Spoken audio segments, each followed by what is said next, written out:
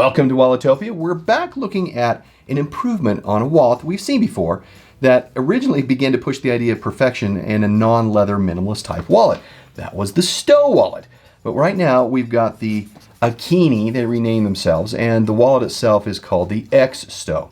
Now, if you want to go to a place where we do wallets all the time, it really is here. Remember, we purchase all the wallets we review. If someone does a review and they received it for free in exchange for a fair review, it'll still be biased. I'm sorry, just it's the case, so be wary. Now, there is lots of excitement around the new and improved STOW, now called the XSTO, and how it can perform, so let's get into it. Similar to the original STOW and the packaging we have here, very nice, and their tagline, the last wallet you'll ever need. Some truth to that. I wonder what color my wallet is. It is forest green.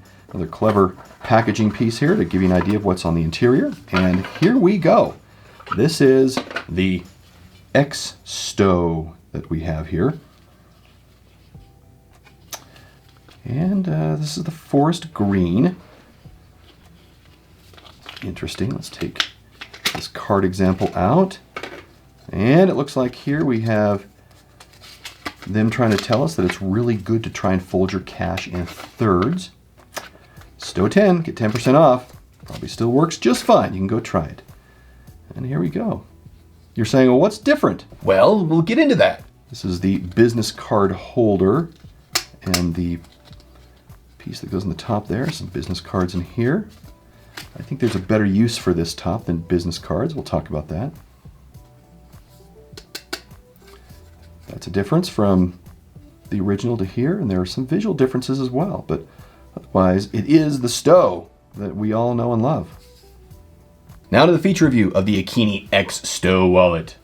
It comes in 4 sizes, a 4, 6, 8, and a 10 card model. This is the 8 card model.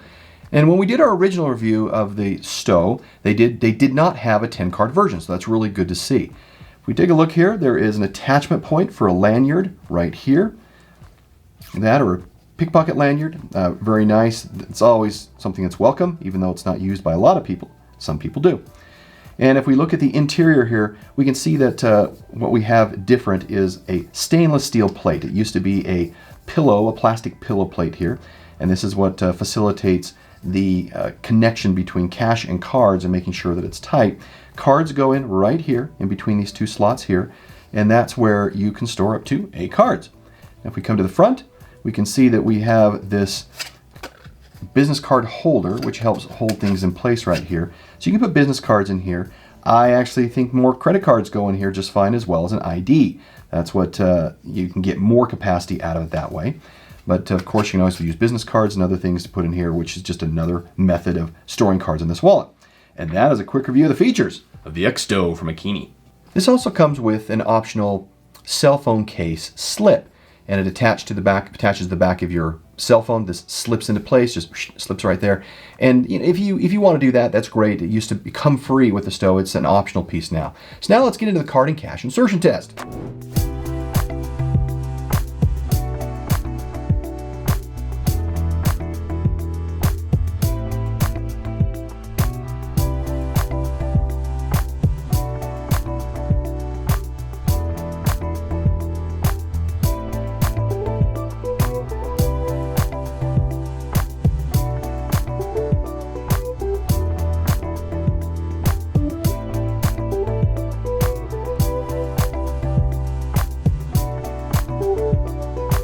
From a minimalist perspective, you could put less than 8, but I had 8 in here, 8 as in the 8 for the card, that full carry, and I put an additional 3 on the top, utilizing the business card space for additional cards. I think that's fine. Now, the company recommends up to the number of cards, obviously it's rated for, and the additional notes. I put 8 notes in there, 8 slips of cash, US currency, and you saw that it handled yen brilliantly. That means it'll handle pretty much any other currency without a problem. Now, it's designed and made in the United States from CNC'd 6061 aluminum. It is powder coated and contains no elastic or plastic. This thing is all metal.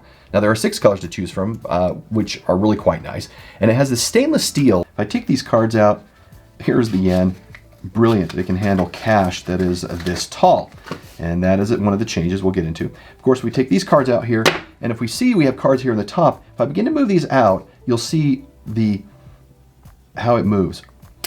Okay, and that click. You see that right there? See that move? That movement and that stainless steel backing, there's a spring back there. This is a natural spring environment here with this. And that's what provides the ability when something here is on the top and you have cash in the bottom and cards, that it begins pressing down. And so it's the pressing here, pressing up against the lip here, that holds everything in place. And it's really that locking mechanism that we see. We put cards back in here and we hear that click. There we go. Click. Very nice. And it just locks in there. This is going nowhere as you try and move it out. And really, even with cards halfway out, it's still pretty solid. And the ability to move around in these cards is easy. So if you see a card here you want at the bottom, you can pull it out from the bottom, push it in from the top. And if you want to move cards around on both sides without moving anything out, you can pull both sides out like this, find the card you want, reorganize it in the top just like this. It's very slick in how that functions. And it is a great option for cash. And if we say, all right, I don't want to do this hokey folding it 3 ways, let's just fold it in quarters. Fold it twice like this. And we want to put this in here with yen. Guess what? It still works brilliantly. It just provides a little bit of extra space if you fold it in thirds, but it still works and it works fine. And here you can actually see that flexibility from the stainless steel backing work here. And that provides that extra cushion and that flexibility in play that's necessary to hold things in place, and yet provides the accessibility of it when you want to get to something. Now I mentioned, of course, the cash in here, and the cash could handle, we have yen in here. And that's one of the differences between the new XSTO and the original STOW. So we see the currency here, and we pull out the original XSTO, we put them next to each other, or the original STOW. You can see the difference in the size. We line these up, that the XSTO is a little taller, and of course, currencies fit here that are taller like that, like yen and euro, and it just doesn't quite fit into that base plate there. It begins to interfere in the space of where cards go, whereas this fits completely within the space of the base plate, which gives us that flexibility we're looking at. And as we can see and mentioned before, we have a difference between the bottom plate. New stainless steel on the XSTO. What we had here was this plastic pillow, which provided a lot of the same functionality, but it's plastic, and we get more resiliency and I think longer term durability out of this stainless steel version we have here. One of the differences between the new XSTO and the original STOW is in this tension bar at the top and how it was created. On their website, there is mention of, and visually, a pin you can see on both sides. You can see that here. I'm not exactly sure what that was for, so I was waiting to get it in the mail. When I did, I'm not seeing any of the pins that were mentioned there. However, if you look very closely, and let me take these cards out so we can see what's going on here. One of the differences is in how the flexibility of the ends of this function. And if we pull the other original STOW up, we can see that it's very obvious.